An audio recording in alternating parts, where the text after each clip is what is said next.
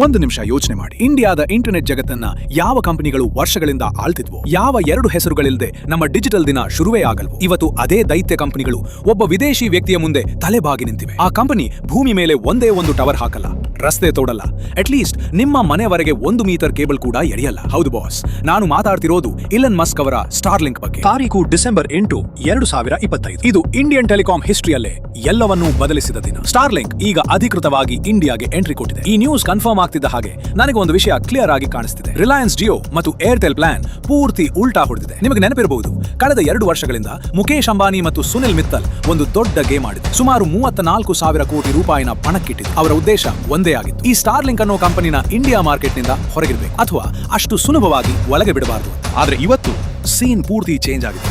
Starlink ಇಂಡಿಯಾದಲ್ಲಿ launch ಆಗಿದೆ.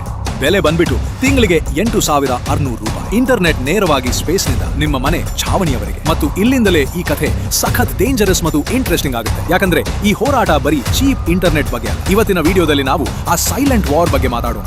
ಇದು ಮೀಡಿಯಾ ಹೆಡ್ಲೈನ್ಸ್ ಗಳಲ್ಲೂ ಸಿಕ್ತಿಲ್ಲ. ಜಿಯೋ ಮತ್ತು ಏರ್ಟೆಲ್ ಹಾಕಿದ್ದ 34,000 ಕೋಟಿಯ ತಕರಾರನ್ನ ಸರ್ಕಾರ ಯಾಕೆ ಸೈಡಿಗೆ ತಳ್ಳಿತು? ಆ ಸೆಕ್ರೆಟ್ ಡೀಲ್ ಅಥವಾ ಗೇಮ್ ಚೇಂಜರ್ ನಿರ್ಧಾರ ಯಾವುದಾಗಿತ್ತು? ಮತ್ತು ಎಲ್ಲಕ್ಕಿಂತ ದೊಡ್ಡ ಪ್ರಶ್ನೆ, ಈ 8,600 ರೂಪಾಯಿಗಳ ಇಂಟರ್ನೆಟ್ ಇಂಡಿಯಾದಲ್ಲಿ ವರ್ಕ್ ಆಗುತ್ತಾ? ಇಲ್ಲ ಅಂದ್ರೆ ಬರೀ ಶ್ರೀಮಂತರ ಆಟಿಕೆಯಾಗಿ ಉಳಿಯುತ್ತಾ? ನಿಮಗೆ ಇದು ಬರೀ ಇನ್ನೊಂದು ಇಂಟರ್ನೆಟ್ ಕಂಪನಿ ಅಂತ ಅನ್ನಿಸಿದ್ರೆ ನೀವು ದೊಡ್ಡ ತಪ್ಪು ಮಾಡ್ತಿದ್ದೀರಾ. ಸೀಟ್ ಬೆಲ್ಟ್ ಹಾಕೊಳ್ಳಿ, ಯಾಕಂದ್ರೆ ಇದು $43 ಬಿಲಿಯನ್ ಇಂಡಸ್ಟ್ರಿಯ ಪಕ್ಕಾ ಅಸಲಿ ಸತ್ಯ. Chapter 1, the technology gap. ಮೊದಲಿಗೆ ಸ್ವಲ್ಪ ಬೇಸಿಕ್ಸ್ ಕ್ಲಿಯರ್ ಮಾಡ್ಕೊಳ್ಳೋಣ. ಅಷ್ಟಕ್ಕೂ ಈ ಸ್ಟಾರ್ಲಿಂಕ್ ನಲ್ಲಿ ಅಂತದ್ದೇನಿದೆ ಅಂತ, ಏನಿದೆ ಅಂತ ಜಿಯೋ ಮತ್ತು ಏರ್ಟೆಲ್ ಇಷ್ಟೊಂದು ಗಾಬರಿ ಆಗಿದ್ರು? ನೋಡಿ ಬಾಸ್, ಇವತ್ತಿನ ಇಂಟರ್ನೆಟ್ ಪ್ರೊವೈಡರ್ಸ್, ಅದು ಜಿಯೋ ಇರ್ಲಿ, ಏರ್ಟೆಲ್ ಇರ್ಲಿ ಅಥವಾ BSNL, ಇವರೆಲ್ಲರ ಮಾಡೆಲ್ ಇರೋದೇ ಭೂಮಿ ಮೇಲೆ. ಫೈಬರ್ ಕೇಬಲ್ ಎಳೆಯೋದು, ರಸ್ತೆ ತೋಳೋದು, ಟವರ್ ನಿಲ್ಸೋದು. ಒಂದು ವೇಳೆ ಏನಾದ್ರೂ ಪ್ರವಾಹ ಬಂದ್ರೆ, ವೈರ್ ಕಟ್ ಆದ್ರೆ, ಅಥವಾ ನೀವು ಯಾವುದೋ ಬೆಟ್ಟದ ಮೇಲೆ ಹೋದ್ರೆ ಸಿಗ್ನಲ್ ಪೂರ್ತಿ ಖಲಾಸ್. ಆದ್ರೆ ಸ್ಟಾರ್ಲಿಂಕ್ ದಾರಿನೇ ಬೇರೆ. ಎಲೋನ್ ಮಸ್ಕ್ ಅವರ ಕಂಪನಿ ಸ್ಪೇಸ್ ಎಕ್ಸ್ ಇದುವರೆಗೆ 7,800ಕ್ಕೂ ಹೆಚ್ಚು ಸ್ಯಾಟಲೈಟ್ ಗಳನ್ನ ಸ್ಪೇಸ್ಗೆ ಕಳಿಸಿದೆ. ಇವು ಸುಮ್ಮನೆ ಆಕಾಶದಲ್ಲಿ ಸುತ್ತೋ ಸ್ಯಾಟಲೈಟ್ ಗಳಲ್ಲ, ಇವು ಲೋ ಅರ್ತ್ ಆರ್ಬಿಟ್ LEO ನಲ್ಲಿ ಇರುತ್ತೆ. ಈಗ ನೀವು ಕೇಳಬಹುದು, ಗುರು ಏನಿದು LEO ಅಂದ್ರೆ ಅಂತ. ಬಹಳ ಸುಲಭವಾಗಿ ಹೇಳ್ತೀನಿ ಕೇಳಿ. ಹಳೆಯ ಇಂಟರ್ನೆಟ್ ಸ್ಯಾಟಲೈಟ್ಗಳು ಭೂಮಿಯಿಂದ ಸುಮಾರು 35,000 ಕಿಲೋಮೀಟರ್ ಎತ್ತರದಲ್ಲಿದ್ದವು. ಅಷ್ಟು ದೂರದಿಂದ ಸಿಗ್ನಲ್ ಬರಲು ಹೋಗಲು ತುಂಬಾ ಟೈಮ್ ತಗೊಳ್ತಿತ್ತು. ಇದನ್ನೇ ನಾವು ಲೇಟೆನ್ಸಿ ಅಥವಾ ಪಿಂಗ್ ಅಂತೀವಿ. ನೀವು ಆನ್ಲೈನ್ ಗೇಮ್ ಆಡುವಾಗ ಪಿಂಗ್ ಹೈ ಆದ್ರೆ ಮಜಾನೇ ಇರಲ್ಲ ಅಲ್ವಾ? ಆದ್ರೆ ಸ್ಟಾರ್ಲಿಂಕ್ ಸ್ಯಾಟಲೈಟ್ಗಳು ಭೂಮಿಯಿಂದ ಕೇವಲ 550ರಿಂದ 1,200 ಕಿಲೋಮೀಟರ್ ಎತ್ತರದಲ್ಲಿವೆ. ಇಷ್ಟು ಹತ್ತಿರ ಇರೋದ್ರಿಂದ ಲೇಟೆನ್ಸಿ ಕೇವಲ 20ರಿಂದ 40 ಮಿಲಿ ಸೆಕೆಂಡ್ಸ್ ಅಷ್ಟೇ.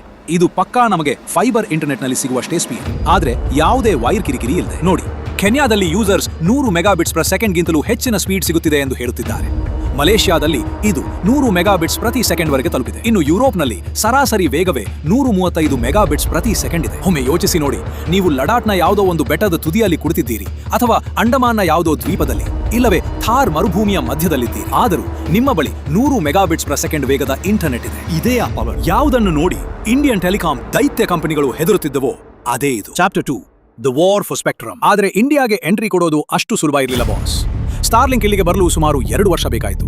ಮತ್ತು ಈ 2 ವರ್ಷಗಳ ಲಕ್ಷಗಳು ಕಾರ್ಪೊರೇಟ್ ವಾರ್ ರೂಮ್ಗಳಲ್ಲಿ ಬಹಳ ಬಿಸಿಯಾಗಿ ಕಳೆದು. ಅಕ್ಟೋಬರ್ 2024 ಆ ಸಮಯ ಸ್ವಲ್ಪ ನೆನಪಿಸಿಕೊಳ್ಳಿ. ರಿಲಯನ್ಸ್ ಜಿಯೋ ಟೆಲಿಕಾಂ ಇಲಾಖೆಗೆ DOT ಒಂದು ಬಹಳ ಸ್ಟ್ರಿಕ್ಟ್ ಆದ ಲೆಟರ್ ಕಳಿಸಿತು. ಜಿಯೋ ಬೇಡಿಕೆ ಸಖತ್ ಕ್ಲಿಯರ್ ಆಗಿತ್ತು. ಒಂದು ವೇಳೆ ಸ್ಯಾಟಲೈಟ್ ಸ್ಪೆಕ್ಟ್ರಮ್ ಕೊಡೋದಾದ್ರೆ ಅದನ್ನ 4G ಮತ್ತು 5G ತರಾನೇ ಹರಾಜು ಮಾಡಿ ಕೊಡಿ ಅಂತ. ನೋಡಿ, ಜಿಯೋ ಅವರ ವಾದ ಕೂಡ ಅವರ ಜಾಗದಲ್ಲಿ ಸರಿ ಇತ್ತು. ಅವ್ರು ಹೇಳಿದ್ದು ಏನಂದ್ರೆ, ಬ್ರದರ್, ನಾವು ಸ್ಪೆಕ್ಟ್ರಮ್ ಕೊಡಲು ಬಿಲಿಯನ್ ಗಟ್ಟಲೆ ಡಾಲರ್ ಸುರಿದಿದ್ದೇವೆ. ಈಗ ಸ್ಟಾರ್ಲಿಂಕ್ ನಂತಹ ವಿದೇಶಿ ಕಂಪನಿಗೆ ನೀವು ಅಡ್ಮಿನಿಸ್ಟ್ರೇಟಿವ್ ಅಲೋಕೇಶನ್ ಅಂದ್ರೆ ಹರಾಜು ಇಲ್ಲದೆ ಸರ್ಕಾರಿ ರೇಟ್ಗೆ ಸ್ಪೆಕ್ಟ್ರಮ್ ಕೊಟ್ಟುಬಿಟ್ರೆ ಇದು ಸರಿಯಾದ ಸ್ಪರ್ಧೆ ಹೇಗಾಗುತ್ತೆ? ಇದು ಪಕ್ಕಾ ಚೀಟಿಂಗ್ ಅಲ್ವಾ ಅಂತ. ಮರುದಿನವೇ ನೋಡಿ, ಏರ್ಟೆಲ್ ಬಾಸ್ ಸುನಿಲ್ ಮಿತ್ತಲ್ ಕೂಡ ಇದೇ ರಾಗ ಹಾಡಿದ್ರು. ಸ್ಯಾಟಲೈಟ್ ಕಂಪನಿಗಳು ಕೂಡ ನಾವೇನು ಲೈಸೆನ್ಸ್ ಫೀ ಮತ್ತು ರೂಲ್ಸ್ ಫಾಲೋ ಮಾಡ್ತೀವೋ ಅದನ್ನೇ ಮಾಡಬೇಕು ಅಂತ. ಆದ್ರೆ ಇಲ್ಲೊಂದು ದೊಡ್ಡ ಟ್ವಿಸ್ಟ್ ಇದೆ. ಸುನಿಲ್ ಮಿತ್ತಲ್ ಅವರು ಮೊದಲೇ OneWeb ಕಂಪನಿಯಲ್ಲಿ ದೊಡ್ಡ ಇನ್ವೆಸ್ಟರ್, ಅದು ಕೂಡ ಒಂದು ಸ್ಯಾಟಲೈಟ್ ಇಂಟರ್ನೆಟ್ ಕಂಪನಿ. ಇನ್ನು ಜಿಯೋ ಕೂಡ SCS ಅನ್ನೋ ಕಂಪನಿ ಜೊತೆ ಜಿಯೋ ಸ್ಪೇಸ್ ಫೈಬರ್ಗಾಗಿ ಪಾರ್ಟ್ನರ್ಶಿಪ್ ಮಾಡಿಕೊಂಡಿದೆ. ಹಾಗಿದ್ರೆ ಇವರು ಕೂಡ ಸ್ಯಾಟಲೈಟ್ ಇಂಟರ್ನೆಟ್ ತರ್ತಿದ್ರಲ್ಲ, ಮತ್ತೆ ಇವರಿಗೆ ಸ್ಟಾರ್ಲಿಂಕ್ ಅಂದ್ರೆ ಯಾಕಷ್ಟೊಂದು ಉರಿ? ಉತ್ತರ ಇರೋದು ಒಂದೇ ಒಂದು ಪದದಲ್ಲಿ, ಸ್ಕೇಲ್. ಸ್ಟಾರ್ಲಿಂಕ್ ಹತ್ತಿರ ಇವತ್ತು 7,800 ಸ್ಯಾಟಲೈಟ್ಗಳಿವೆ. ಇಡೀ ಜಗತ್ತಿನಲ್ಲಿ ಅವರಿಗೆ 60 ಲಕ್ಷ ಆಕ್ಟಿವ್ ಯೂಸರ್ಸ್ ಇದ್ದಾರೆ. ಅವರ ರೆವೆನ್ಯೂ ಬರೋಬರಿ $11 ಬಿಲಿಯನ್, $10 ಮಿಲಿಯನ್. ಜಿಯೋ ಮತ್ತು ಏರ್ಟೆಲ್ಗೆ ಚೆನ್ನಾಗಿ ಗೊತ್ತಿದೆ, ಒಂದು ವೇಳೆ ಈಲೋನ್ ಮಸ್ಕ್ಗೆ ಕಮ್ಮಿ ರೇಟ್ ನಲ್ಲಿ ಸ್ಪೆಕ್ಟ್ರಮ್ ಸಿಕ್ಕಿಬಿಟ್ರೆ ಅವರು ಪ್ರೈಸ್ ವಾರ್ ಶುರು ಮಾಡ್ತಾರೆ. ಮತ್ತು ಮಸ್ಕ್ ಹತ್ತಿರ ಇರೋ ಅಷ್ಟು ದುಡ್ಡು ಮತ್ತು ಟೆಕ್ನಾಲಜಿ ಎದುರು ಹೋರಾಡೋದು ಅಷ್ಟು ಸುಲಭದ ಮಾತಲ್ಲ.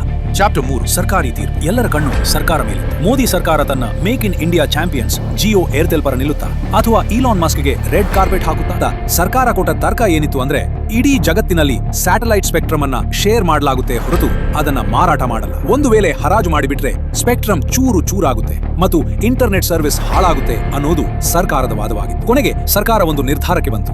ನಾವು ಸ್ಪೆಕ್ಟ್ರಮ್ ಅನ್ನ ಹರಾಜು ಮಾಡಲ್ಲ, ಬದಲಾಗಿ ಒಂದು ಫಿಕ್ಸ್ ರೇಟ್ ನಲ್ಲಿ ನೇರವಾಗಿ ಹಂಚಿಕೆ ಮಾಡ್ತೀವಿ ಅಂತ. ಇದು ಅಂಬಾನಿ ಮತ್ತು ಮಿತ್ತಲ್ ಅವರಿಗೆ ಆದ ಮೊದಲ ದೊಡ್ಡ ಸೋಲು ಮತ್ತು ಏಲೋನ್ ಮಸ್ಕ್ ಕೇವಲ ಒಂದು ಲೈನ್ ಟ್ವೀಟ್ ಮಾಡಿದ್ರು, ಥ್ಯಾಂಕ್ ಯು. ಇಲ್ಲಿ ನಾವು ಸರ್ಕಾರದ ವಿಷನ್ ಅನ್ನ ಅರ್ಥ ಮಾಡ್ಕೊಳ್ಬೇಕು. ನೋಡಿ, ಸರ್ಕಾರಕ್ಕೆ ಜಿಯೋ ಮೇಲೆ ಪ್ರೀತಿ ಇಲ್ಲ ಅಥವಾ ಮಸ್ಕ್ ಮೇಲೆ ಸಿಟ್ಟಿಲ್ಲ. ಅವರಿಗೆ ಬೇಕಿರೋದು ಕೇವಲ ಡಿಜಿಟಲ್ ಇಂಡಿಯಾ. ಈಗಾಗಲೇ ಭಾರತ ನೆಟ್ ಪ್ರಾಜೆಕ್ಟ್ ತುಂಬಾ ಲೇಟ್ ಆಗಿದೆ. ದೇಶದ 2,22,000 ಪಂಚಾಯತ್ಗಳಲ್ಲಿ ಎಷ್ಟೋ ಕಡೆ ಇವತ್ತಿಗೂ ಇಂಟರ್ನೆಟ್ ಅನ್ನೋದು ಬರೀ ಕಾಗದದ ಮೇಲಿದೆ ಅಷ್ಟೇ. ಸರ್ಕಾರಕ್ಕೆ ಒಂದು ವಿಷಯ ಚೆನ್ನಾಗಿ ಗೊತ್ತು, ಎಲ್ಲಿ ಫೈಬರ್ ಕೇಬಲ್ ಎಳೆಯೋಕೆ ಆಗಲ್ವೋ ಅಲ್ಲಿ ಕೇವಲ ಸ್ಟಾರ್ ಲಿಂಕ್ ನಂತಹ ಸಿಸ್ಟಮ್ ಮಾತ್ರ ಕೆಲಸ ಮಾಡೋಕೆ ಸಾಧ್ಯ ಅಂತ. ಚಾಪ್ಟರ್ 4 ಮಾರುಕಟ್ಟೆಯ ನೈಜತೆ. ಈಗ ನೀವು ಯೋಚನೆ ಮಾಡ್ತಿರಬಹುದು, $1,600 ಕೊಡ್ಲಿ. ಇದೇ ಪಾಯಿಂಟ್ ನಲ್ಲಿ ನಾವು ಟಾರ್ಗೆಟ್ ಆಡಿಯನ್ಸ್ ಅನ್ನು ಅರ್ಥ ಮಾಡಿಕೊಳ್ಳಬೇಕು. ಸ್ಟಾರ್ ಲಿಂಕ್ ನಿಮ್ಮ ಮತ್ತು ನನ್ನ ತರ ಸಿಟಿಯಲ್ಲಿರೋ ಜನರಿಗೆ ಪ್ರೈಮರಿ ಇಂಟರ್ನೆಟ್ ಅಲ್ಲ. ಇಂಡಿಯಾದ ಮಾರ್ಕೆಟ್ ಬಹಳ ದೊಡ್ಡದಿದೆ. 121 ಕೋಟಿ ಟೆಲಿಫೋನ್ ಯೂಸರ್ಸ್, 95 ಕೋಟಿ ಇಂಟರ್ನೆಟ್ ಯೂಸರ್ಸ್.